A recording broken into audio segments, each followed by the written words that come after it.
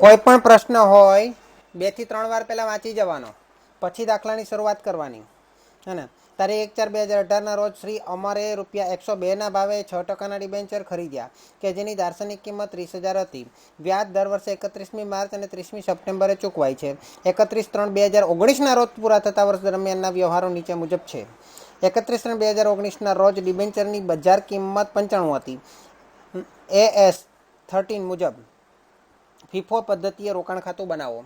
તો પહેલાં આપણને જે વ્યવહારની તારીખો છે ને એ પહેલાં થોડી જગ્યા રાખીને લખી દઈએ। 31/7/2018 પછી 15/11 છે એટલે થોડી વધારે જગ્યા રાખું છું, 15/11/2018 પછી 30/11 છે એટલે એમાં ઓછી જગ્યા રાખું છું, પછી 15/2 છે થોડી વધારે જગ્યા રાખું છું,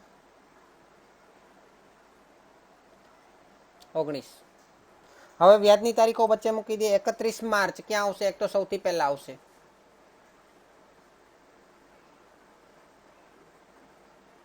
અને 31/3 સૌથી છેલ્લા આવશે,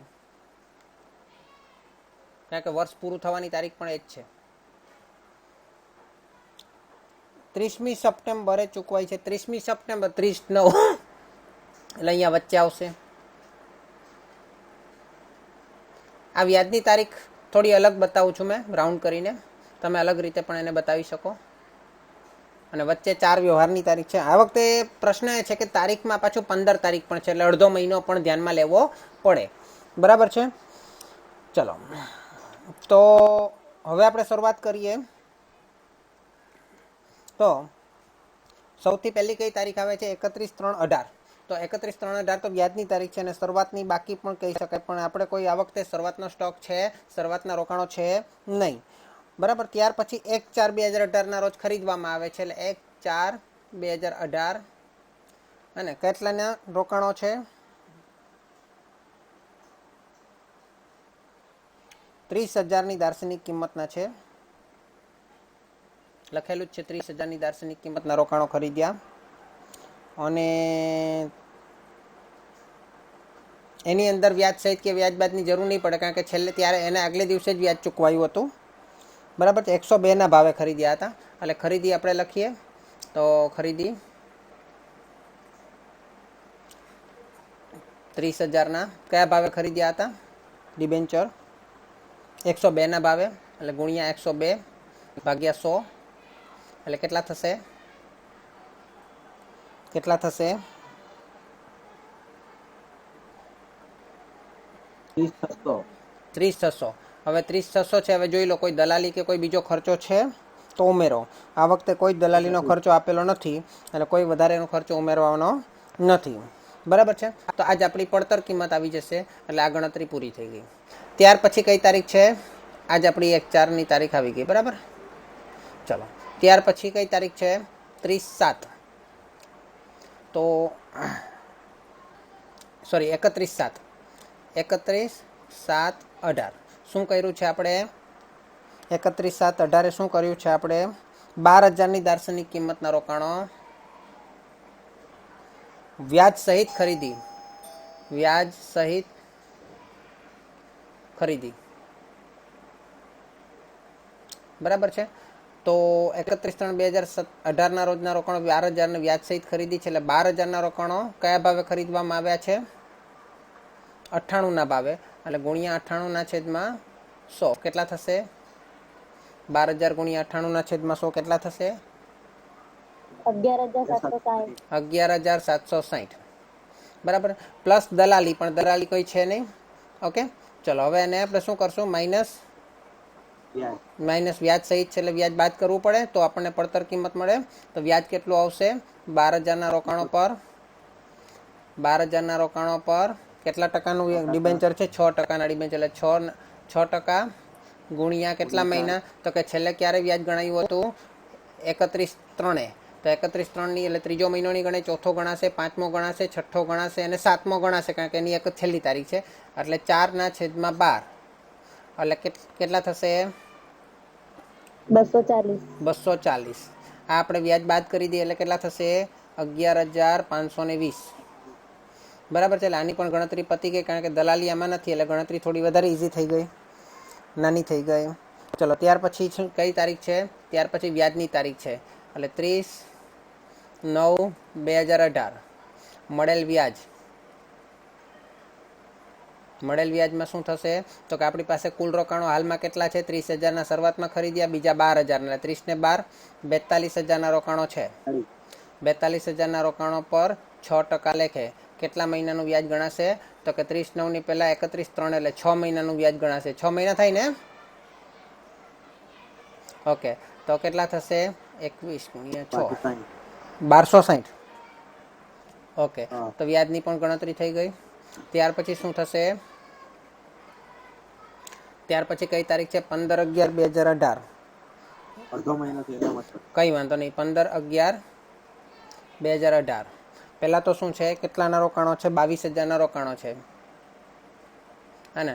અને વ્યાજ બાદ ખરીદી છે એટલે વ્યાજ બી અલગ બાદ કરવાની જરૂર નથી, ખાલી ગણતરી કરવાની. વ્યાજ બાદ ખરીદી. બરાબર, તો ખરીદી કેટલી છે? 22,000 ગુણ્યા કેટલાના ભાવે છે? 96ના ભાવે. 2000 છે. ઓકે, સોરી, 2000 જ છે. બહુ સારું, 2000 જ છે. તો 2000ના રોકાણો. બરાબર છે, કંઈ વાંધો નહીં. ગુણ્યા કેટલા ટકા, કેટલામાં ભાવે ખરીદ્યા છે? 96ના ભાવે. એટલે 96ના ભાવે ખરીદ્યા. કેટલા? 1920. 1920. 1,920. ચલો વ્યાજ બાદ છે, પણ વ્યાજ ગણતરી તો કરવી પડશે ને, હે ને? તો વ્યાજ, ચલો વ્યાજ કેટલું થશે 2000 પર? પહેલાં તો ટકાવારી ગણી લો. 6% છે. 2000ના 6% તો કરી જ દો. હવે મહિના ગણવાના છે. તો મહિના ગણીએ તો છેલ્લે ક્યારે વ્યાજ ગણાયું? 30/9. 30/9 ગણાયું એટલે 9મો મહિનો તો નહીં ગણાશે. બરાબર છે. 10મો મહિનો ગણાશે. 10મો મહિનો ગણાશે. 11મો ગણાશે. 11માના 15 દિવસ ગણાશે એટલે અડધો ગણાશે. એટલે 10મો મહિનો આખો ને 11મો અડધો એટલે 1.5 મહિના ગણાય. 1.5 ગણાય એટલે 1.5/12 કેટલા આવે છે મને કહો?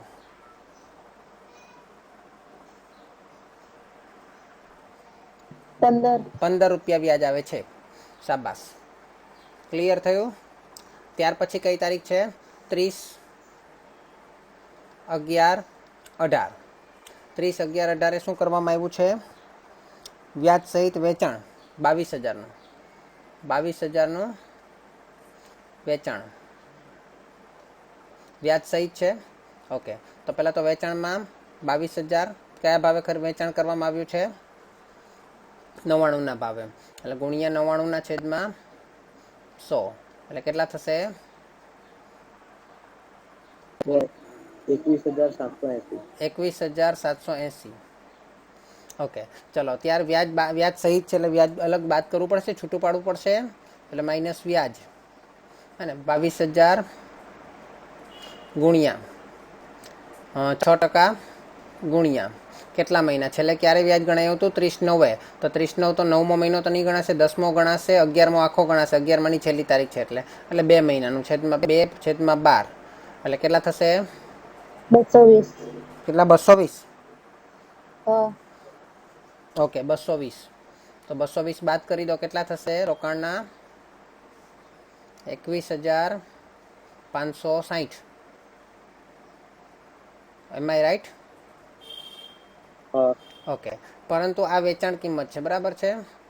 પણ ખરેખર એની પડતર કિંમત કેટલી આવશે? તો 22,000ના રોકાણો છે. તો ફીફો પદ્ધતિ મુજબ વેચવા હોય તો કયામાંથી વેચાય? શરૂઆતના 30,000માંથી વેચાય, ત્યાર પછીના 12,000માંથી વેચાય, કે ત્યાર પછીના 2,000માંથી વેચાય? તો સૌથી પહેલાં 30,000માંથી 22,000 જાય છે, તો 30 ઘટતા નથી, 22 વેચાઈ જાય છે. તો 30,000માંથી જ ગણતરી કરીએ. 30,000ના રોકાણોની કિંમત કેટલી થઈ હતી? 30,600. બરાબર છે. તો 22,000ના રોકાણો વેચ્યા તો એની કિંમત કેટલી હોવી જોઈએ? એની કિંમત કેટલી હોવી જોઈએ? 22,440 આપણી પડતર કિંમત છે. આ વેચાણ કિંમતમાંથી પડતર કિંમત બાદ કરવો જોઈએ એટલે નફો મળશે. 880. 880 રૂપિયા નફો. નફો હોય એટલે નફા નુકસાન ખાતે જમા થાય ને રોકાણો ખાતે ઉધાર થાય. બરાબર છે. ચલો ત્યાર પછી કઈ તારીખ છે? 15/2/2019. 15/2/19. ઓકે. ત્યારે શું કરવામાં આવ્યું છે? તો કે વ્યાજ બાદ વેચાણ છે. એટલે કેટલી રકમનું છે? 12,000નું. 12,000નું વેચાણ વ્યાજ બાદ છે. ઓકે. ચલો હવે તો 12,000ના રોકાણો કયા ભાવે વેચ્યા? 104ના ભાવે. કેટલાના વેચાશે? આપણે 104ના ભાવે વેચીએ તો રકમ કેટલી? 12,480. 480. 12,480. ઓકે. હવે એના પર વ્યાજ ગણી લઈએ. વ્યાજ બાદ છે પણ વ્યાજ ગણવું તો પડશે. આપણી વેચાણ કિંમત તો 12,480 જ છે, પરંતુ વ્યાજ આપણે ખાલી નોંધવા માટે ગણવું પડે ને. તો ચલો વ્યાજ ગણીએ. તો વ્યાજ કેટલું થશે? 12,000 ગુણ્યા 6% ગુણ્યા છેલ્લે કઈ તારીખે વ્યાજ ગણાયેલું હતું? 30/9. એટલે 30/9 ગણાયેલું. 30/9 એટલે 9મો મહિનો તો નહીં ગણાશે. ત્યાર પછી 10મો ગણાશે, 11મો ગણાશે, 12મો ગણાશે, પહેલો ગણાશે, બીજો પણ ગણાશે, પણ અડધો ગણાશે. તો કેટલો થયો? કેટલા મહિના થયા આપણી પાસે? 10, 11, 12, 1, 4 મહિના પૂરા. અને અડધો બીજો એટલે 4.5. એટલે ગુણ્યા 4.5/12. આવી રીતે ગણતરી કરાય. ચલો કેટલા આવશે મને કહો? 270. પાકો? 270. હા 270. 270. પણ આમાં વ્યાજ બાદ નથી કરવાનું, કે વ્યાજ ઓલરેડી બાદ કરેલું જ છે. હવે આપણે એનો નફો કે નુકસાન શોધવાનું છે. તો આ 12,000ના રોકાણો કઈ રીતે ખરીદેલા હતા? તો કે સૌથી પહેલા 30,000ના રોકાણો આપણે કરેલા હતા. એમાંથી 22,000ના વેચેલા. એમાંથી 8,000ના બચ્યા. એમાંથી 8,000ના બચ્યા ને, કે નહીં બચ્યા? એમાંથી પહેલા 8,000 તો એમાંથી વેચવા પડશે. 8,000 એમાંથી વેચવા પડશે 30,000 વાળામાંથી. એટલે 30,000 એ 30,600. તો 8,000 એ કેટલા? 30,000 એ 30,600. તો 8,000 એ કેટલા? 8,160. અને આપણે 12,000ના વેચવાના છે. એમાંથી 8,000 30,000માંથી વેચ્યા. બાકીના કેટલા બચ્યા? 4,000. એ 4,000 કેમાંથી વેચાશે? 12,000ના બીજા ખરીદેલા હતા ને, એમાંથી વેચાશે. તો એનો 12,000નો ભાવ શું હતો? પડતર કિંમત 11,520, કારણ કે વ્યાજ સહિત હતું, હે ને. એટલે 11,520. બરાબર છે. તો એ 4,000ના ભાવ કેટલા?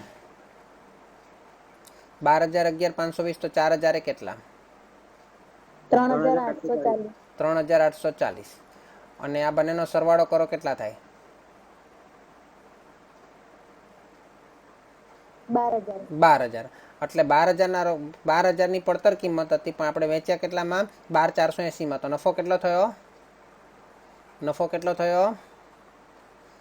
480નો નફો થયો. 480. ઓકે. 480નો નફો થઈ ગયો. ચલો ત્યાર પછી કઈ તારીખ છે? વ્યાજની તારીખ પણ છે અને વર્ષ પૂરું થવાની તારીખ પણ છે. એટલે આમાં વ્યાજની તારીખ છે એટલે પહેલા તો વ્યાજ ગણી લઈએ. મળેલ વ્યાજ.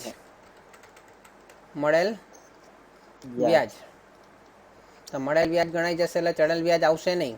બરાબર છે. એટલે 31/3/19. ચલો હવે મળેલ વ્યાજમાં આપણી પાસે રોકાણો કેટલા છે પહેલા તો એ જોઈ લે, કારણ કે છેવટનો સ્ટોક એમ બી શોધવો જ પડશે.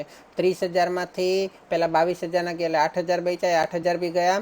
પછી બાકીના 12,000માંથી 4,000ના ગયા એટલે કેટલા બચ્યા? બોલો. 30,000માંથી પહેલા 22,000ના ગયા એટલે 8,000 બચ્યા. 8,000માંથી એ 30,000માંથી 8,000ના પણ ગયા એટલે એમાંથી કંઈ બચ્યું નહીં. પછી 12,000ના હતા એ 12,000માંથી 4,000ના વેચ્યા એટલે કેટલા થયા? 8,000 બચ્યા હજુ એમાંથી. અને ત્યાર પછી બીજા 2,000ના ખરીદેલા હતા. એટલે હાલમાં આપણી પાસે 12,000નો સ્ટોક છે. ખરી વાત? 12,000નો સ્ટોક છે. 10,000 ને 10,000. સાચું, 10,000. 8 ને 2 10. 10,000નો સ્ટોક છે. તો 10,000ના સ્ટોક પર આપણે વ્યાજ ગણાશે. તો 10,000 પર કેટલું વ્યાજ થશે? 10,000 ગુણ્યા 6% લેખે કેટલા મહિનાનું? તો કે 6 મહિનાનું, કારણ કે 30/9 થી 31/3 એટલે 6/12 કેટલા થશે વ્યાજ? 300 રૂપિયા વ્યાજ, મળેલ વ્યાજ આવશે. હવે આપણે છેવટના સ્ટોકની ગણતરી કરીએ તો 12,000નો સ્ટોક આપણે વેચ્યો, બરાબર. 12,000 11,250 હતા, તો 4,000 3,000 3,000 11,250 હતા. એમાંથી 3,840નો સ્ટોક આપણે વેચ્યો. 4,000નો, એટલે એની કિંમત 3,840 હતી, આપણે જે નીચે ગણતરી કરી, બરાબર. તો એ 3,840નો વેચાયો, તો જે 8,000 બચ્યો એનો ભાવ કેટલો થાય? તો 11,250માંથી 3,840 બાદ કરો. 11,250માંથી 3,840 બાદ કરો. 7,410. સોરી, 8,410. 7,410. 7,410.